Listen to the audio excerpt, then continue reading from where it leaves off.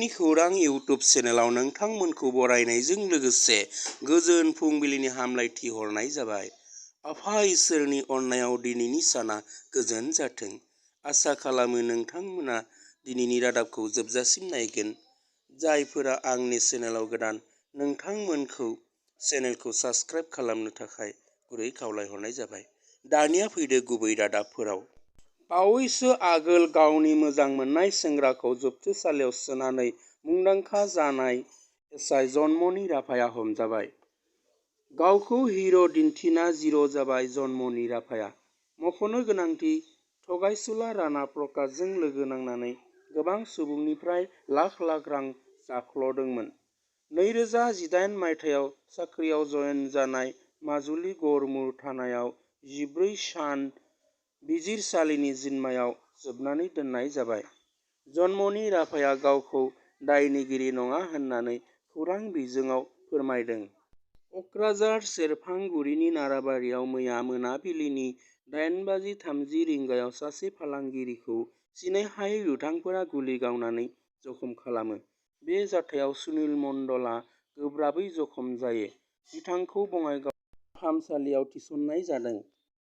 गुवाहाटी नोगोरमानि गणेशगुरियाव सासे सिनायहायै सुबुंनि गोथै देहा मोननाय जादों। गोथै सोलेरखौ पस्टमर्टेम खालामनो थाखाय दैथायहरनाय जादों।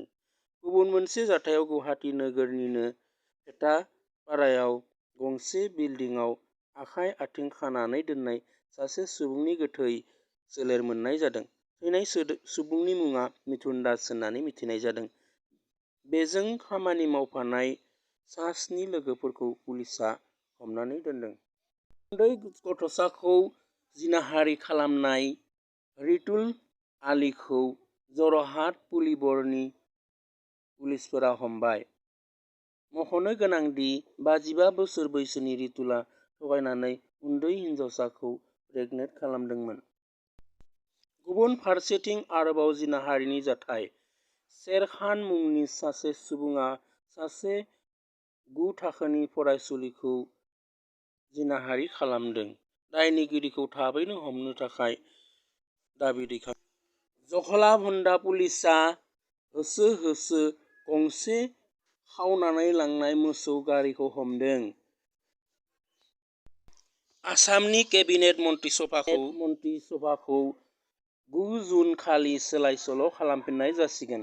बेनिखायनो गिबि मन्थ्रिनि बिथोन बायदियै आसाम मन्थ्रि आफादनि गासैबो मन्थ्रिफोरा बिबान एंगारबाय।